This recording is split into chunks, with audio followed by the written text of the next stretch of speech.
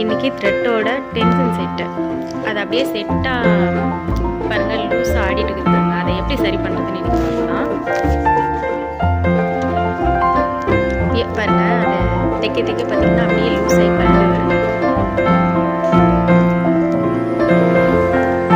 இதை சரி பண்ணி இப்போ ஒரு எமர்ஜென்சி ப்ளவுஸ் தைக்கிறோம், கல்யாண ப்ளவுஸ் தைக்கிறோம் அப்படின்னா சமயத்துக்கு எப்படி சமாளிக்கலாங்கிறது பார்க்கலாம். பாருங்கள் இது ஹேர் பின்னு தான். இது 1-2 ரூபான்னு நினைக்கிறேன். இது இருந்தாலே போதும். பாருங்கள் லைட்டாக அந்த ஹேர் பின்னை விரிச்சு விட்டுட்டு அந்த டென்ஷன் செட்டை நல்லா உள்ள அழுத்திட்டு அதுக்கு மேலே வந்துட்டு பாருங்கள் விரி வாங்கி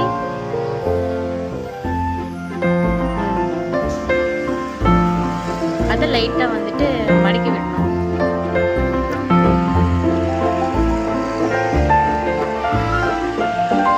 பாருங்க இப்போ மாட்டியாச்சு. லைட்டாக விரிச்சு விடணும். ரொம்ப டைட்டாக இருந்துச்சுன்னா தையல் வந்துட்டு இழுத்துக்கிட்டு இருக்கும், சுருக்கமாக வரும். லைட்டாக விரிச்சு விட்டிங்கன்னா கரெக்டாக இருக்கும். இப்போ நம்ம ஒரு வேஸ்ட் பீஸ் எடுத்து தைச்சு பார்க்கலாம்.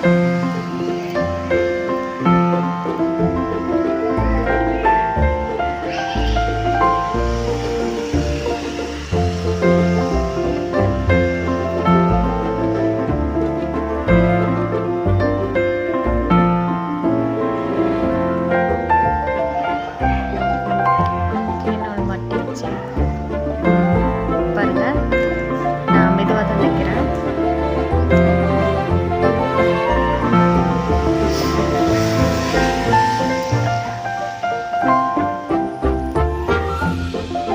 இப்போ பாருங்க கேப் இல்லாமல் நான் தைக்கிறேன். நீங்கள் பாருங்க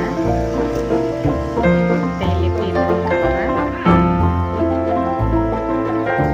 ஸ்பீடாகவும் தைச்சிட்டேன், ஸ்லோவாகவும் தைச்சு காமிச்சிருக்கேன். ஸ்பீடாகவும் இப்போ பாருங்கள் தையல் அடிக்கிறேன்.